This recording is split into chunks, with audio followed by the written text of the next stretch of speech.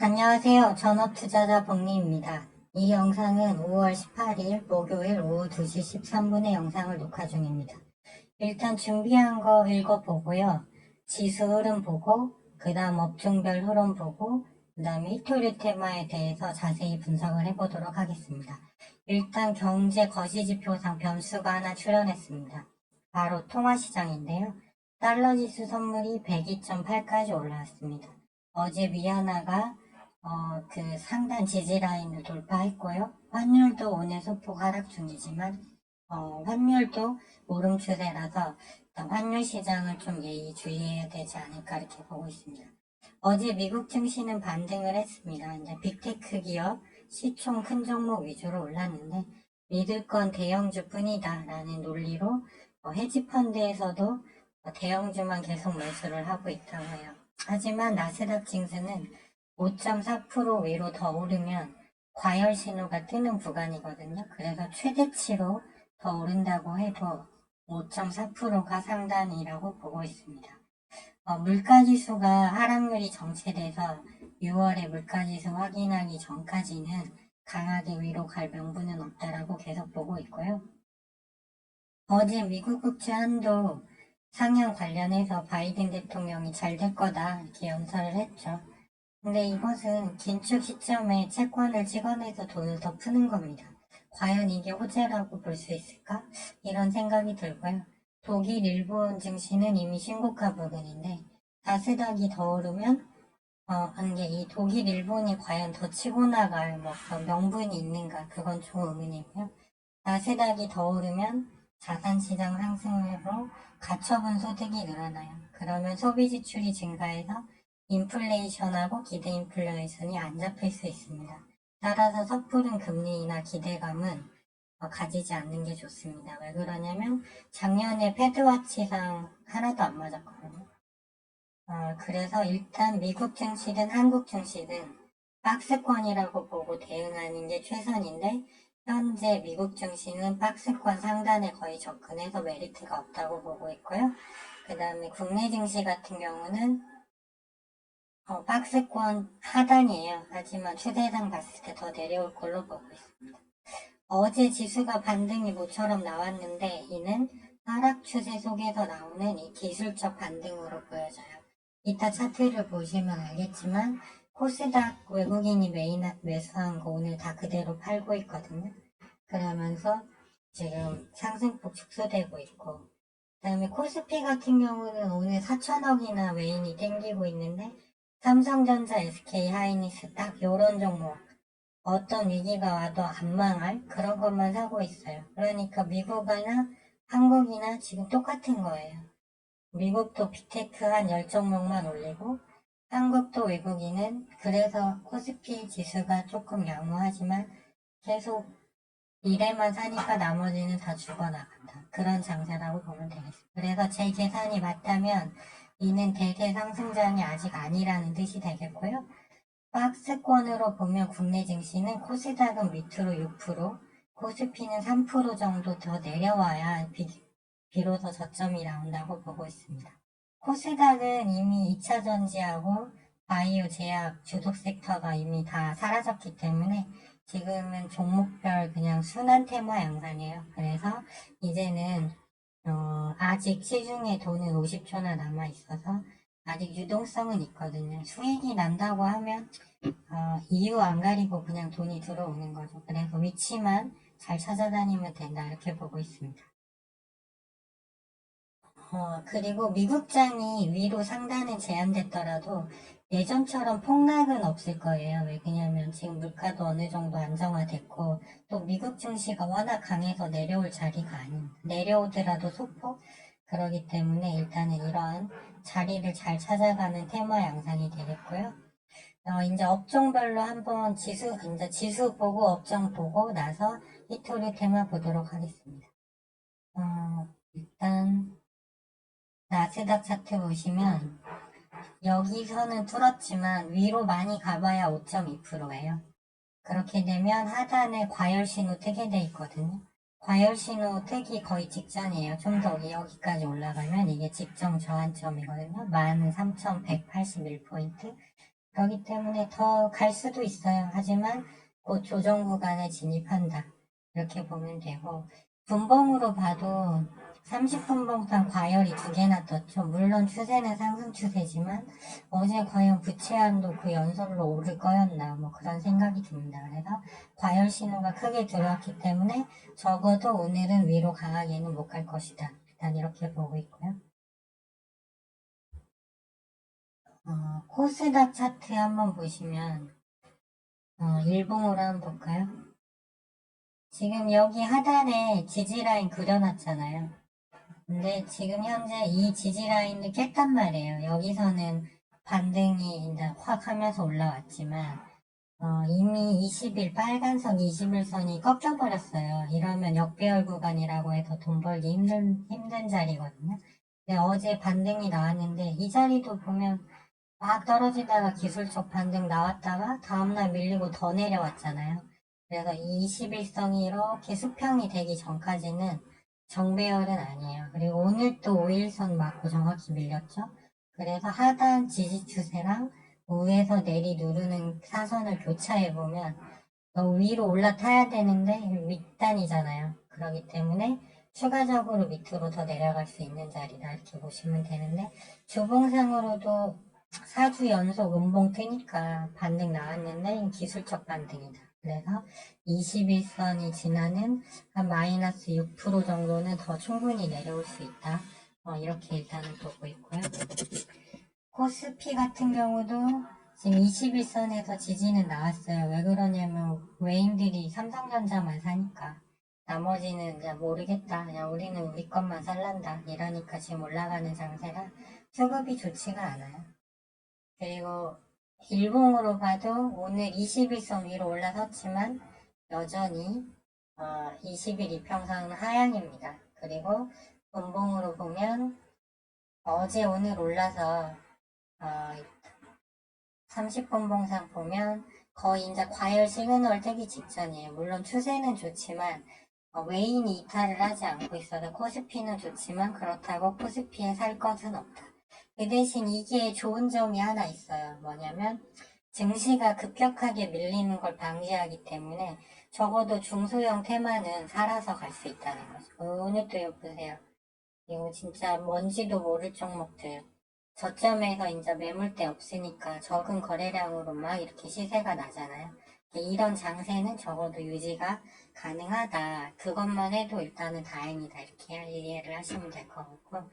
엔터주들 최근 잘 나가다가 오늘은 크게는 아닌데 YG 엔터, 하이브, 소폭 밀리는 애는 그 다음에 지금 코스닥 시총을 가장 많이 먹고 있어서 지수에 가장 영향을 많이 주는 에코프로 BM, 에코프로 반등 나오고 있지만 백분봉 여전히 하향이고 어제 오늘부터 개인들이 들어 올리려고 하면 계속 오늘 또 매도로 계속 때리고 있다. 살라면 사봐라 우리는 때린다 이런 식이에요. 그래서 코스닥 지수를 안 좋게 보는 거. 그리고 바이오 제약도 보면 SK 바이오, SK, 바이오 사이언스, 추세 겁나 약하죠. 수급도 없고, 셀트리온, 헬스케어도 마찬가지고, 바이오 제약도 소형주들이 시세 주다가 이제 과열 떠서 밀리는 거고요. 자동차 부품들 요즘 좋았죠.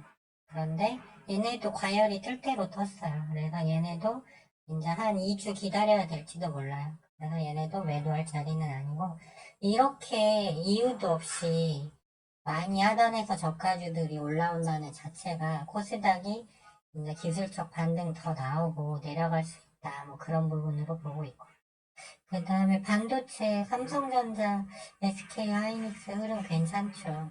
외인들이 얘네만 사니까. 하지만 그 밑에 시총이 큰 한미반도체, DB하이텍, 얘네는 안 사요, 또. 수급이 들어왔다 나갔다요. 그래서 향후 증시가 다시 저점을 잘 잡고, 정배열 구간이 된다면 저는 그때는 반도체를 무조건 사야 된다고 보고 있어요. 하지만 지금은 때가 아니죠. 왜 그러냐면 다시 이제 기술적 반등 나오고 밑으로 다시 내려갈 확률이 높기 때문에 지금은 이제 해칭 테마, 시장 빠질 때 올라가는 게 유리하겠죠. 사료는 어제 흑해 곡물 협상이 타결이 되는 바람에 사료주는 일단 탈락. 했고요. 하지만 한창산업이나 GSA 이렇게 그 러시아 이제 전쟁과 관련된 애들은 저점에서 좀 버텨주는 흐름. 그래서 해칭 테마니까 관심을 둬야겠고, 이제 대표적인 해칭 테마가 히토류입니다. 히토류. 근데 이제 히토류는 내일 재료가 있어요. G7 정상회담이 열리는데 거기서 논의될 거에 한미일이 지금 사드 그때 설치해서 중국이 한알령 내리고 엄청 보복을 해댔죠. 그런데 이번에 고고도 그 미사일 사드 말고 미국 그 미사일 디펜스에 한국이 들어가는 게 논의가 되고 있대요. 이렇게 되면 사드도 참아줬는데 거기다 MD 가입한다? 그러면 중국이 가만히 있기 어렵고요. 또 이제 그 G7 국가들이 중국의 광물 생산을 많이 의존하고 있어요. 그래서 중국과 결별을 할 순 없지만 그래도 광물 정도는 우리가 자율적으로 공급망을 구성해 보자 약간 이런 거예요. 그래서 물론 테슬라 페라이트도 있고 미중 분쟁 또 여기에서 테마가 이제 히토류는 두 개가 겹쳐요. 그러면 이제 흐름 한번 보시면 일단 사마산업이 오늘 오전 연상에서 히토류 중에는 제일 추세가 좋다고 했는데 고점 주고 21선에서 지지하고 오늘 거래량 실리면서 올랐죠. 근데 상한가를 들어가려면 빨리 들어가지 왜 10시 54분부터 질질 끌었냐면 여기 위에 매물대가 있어요. 그래서 이걸 아마 소화하려고 그런 것 같고 외인 기관이 잘 보면 오늘 또 막 팔다가 다시 사들여서 한 8거래일 전부터 외인 물량 들어온 게 아직 60만 주가 남았어요. 그래서 이제 G7 회담 결과에 따라서 일단은 저는 내일 정고점까지는 갈 수 있다고 보고 있습니다. 일단 삼화전자 같은 경우는. 그래서 이제 거기서 우리가 기다리던 강한 대중국 그런 경제 제재가 나온다면 더 갈 수도 있겠죠. 하지만 일단 요즘 장이 워낙 시시각각이니까 일단은 내일까지는 적어도 강하다. 이 정도로 인식하면 좋을 것 같고 이지 같은 경우도 워낙 유동주가 적다 보니까 여기 일봉상 하단 지지라인 타고 오늘 거래량이 조금 아쉽긴 하지만 100분 봉상 자리는 잡았어요. 그리고 그러기 때문에 내일 정도 다시 삼아 달리면 28,000원까지는 충분히 다시 갈 수 있는 자리다. 아마 장 끝나기 전에 좀 더 오르지 않을까 싶어요. 오늘 21%까지 갔다 내려왔기 때문에. 그 다음에 덕양전자 같은 경우도 여기서 이제 급격히 조정받고 오늘 올라오고 있죠. 프로그램 8일 동안 해서 얘도 한 80만 주 아직 안 나갔어요. 그 다음에 제가 보유하고 있는 유니온 머티리얼 제가 이 자리에 들어가서 5월 10일 날 들어가서 하나 둘셋넷 다 열고 오늘이 8일째 보유인데요. 제가 그때 마이너스 25%까지 됐을 때 매도 버튼 누르는 건 쉽다 하지만 너무 그렇게 쉽게 재료가 없으면 모를까 쉽게 그거를 이렇게 손실을 확정하는 습관은 좋지 않다 했는데 일단 3분봉상으로도 다시 자리 잡고 있고 외국인 물량은 오늘 차라리 나간 게 좋습니다. 이거는 신경 안 써도 되는 게 어차피 이슈 있으면 돈이 이렇게 밀리는 게 요즘 장이에요. 그렇기 때문에 외인이 꼭 안 사도 되고 일단은 5,000원이 1차 오늘 저항 라인이라고 했는데 그거는 일단 돌파한 것 같고요. 5,500원이 다음 자리인데 만일 내일 히토리 테마가 강하다면 5,500원을 돌파할 수 있을 것 같아요. 그래서 저는 제 매수가가 오면 이번 달 수익을 낸 20% 수익을 일단은 보전할 수가 있잖아요. 다른 종목으로 낸 그래서 일단 코스닥도 하향이기 때문에 내일 정도 매수가 부근이 오면 일단 매도를 고려할 생각입니다. 일단 그렇게 보시면 되고 동국 RNS, 현대 비엔지스트, 세토피아는 오늘 거래량이 없죠. 그래서 이 종목도 어느 정도 반등은 나올 수 있지만 그렇게 썩 좋아 보이진 않는다. 매매를 하려면 유니온 머티리얼 위로만 하시는 게 좋고요.